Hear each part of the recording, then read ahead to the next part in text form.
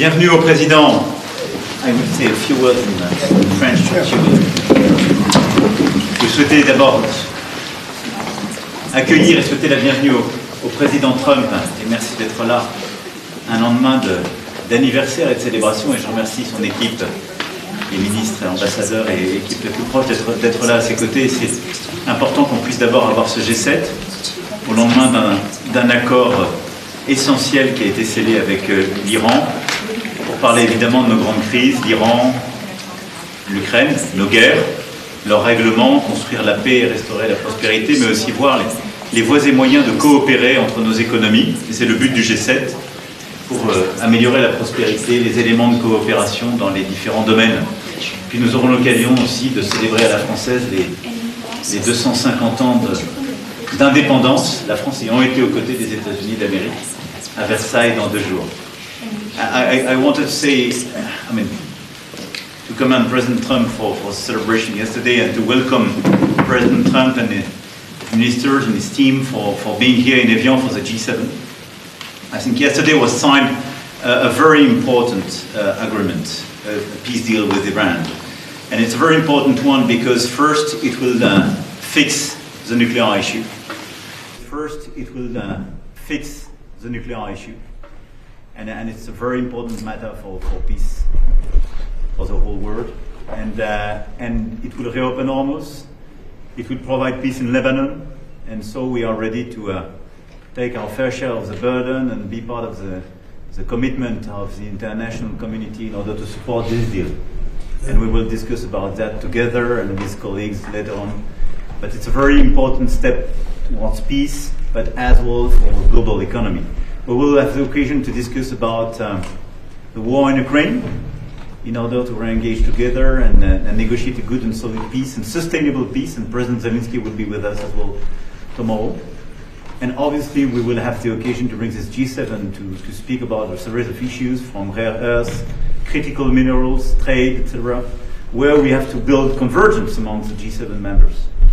And it will be the occasion for us to celebrate the 250th years of independence for the US. And Versailles is a good place because this is where the King and his Minister of Foreign Affairs at the time did support the US during years, but as well prepared what we called the Paris Treaty in 1783, which was the final point of this war. So it's a great honor and a great pleasure to have you, Mr. President, in Evian and Paris. Thank you. So Emmanuel has been a special friend of mine. We've had a fantastic relationship.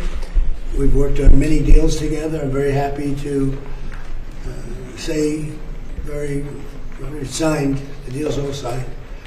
And the strait is already partially opened. As you know, they're doing a little hunting for a couple of mines that they've already found. But it's essentially, ships are starting to go out now. On Friday, it'll be completely opened. We got along very well with Iran. It's a different set of leaders. As you know, the first set is gone, the second set is gone. And we found the third set to be very smart, strong, very smart, but we ended up making a deal. I felt badly that we had to go back on the attack for 2 nights, and I thought a third, but we made it before that happened. But I think a lot of great things are going to happen in the Middle East right now, and very importantly, the oil is plummeting down, and the stock market is shooting up like a rocket today, like record kind of numbers.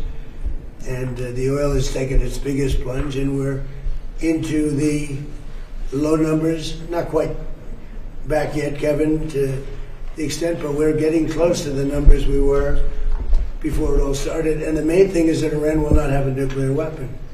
They fully agreed to that with strong policing powers, and they won't have a nuclear weapon, which is what it was all about, because they probably would have used it if they had it. So we had 2 big moments. When they terminated the JCPOA, that was the Obama deal, the Barack Hussein Obama deal. And when I terminated that, it was very important because it was a road to a nuclear weapon. It was a horrible deal for the United States. It was a deal where billions of dollars was given to Iran. There was a deal where 1.7 billion in cash was put on a Boeing 7, well, not a 757, I guess, right? But it was put on a big, beautiful Boeing 757. They needed a Boeing 747, to be honest with you, because there was a lot of cash. 1.7 billion was taken out of the banks and given to Iran. And on top of that, tens of billions of dollars was paid. So they tried to bribe them to make a deal. That didn't work. It never works. And we've done a great job. And hopefully it's going to be a good relationship and we're going to get along. And if we don't, we go back to where we started, but I don't think that's going to be necessary.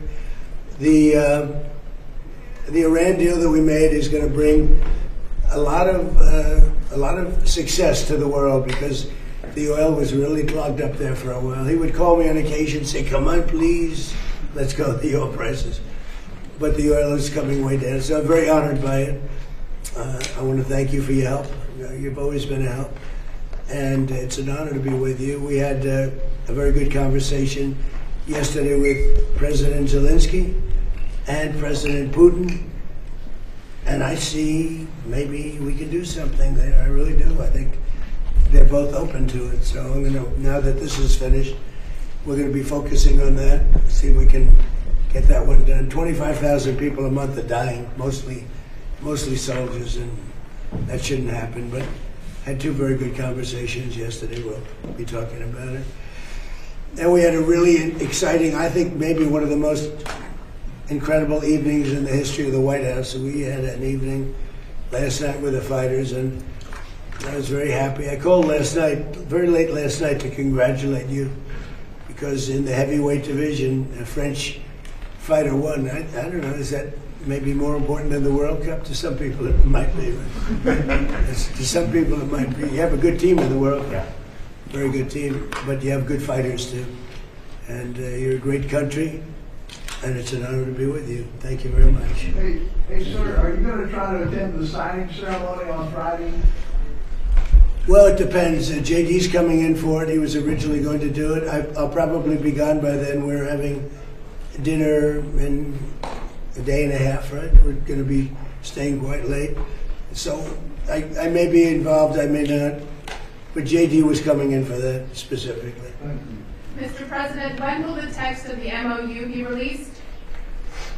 I think pretty soon. I would say, I want it to be released because it's a very powerful document. It's not like the Obama document, which was just a terrible document.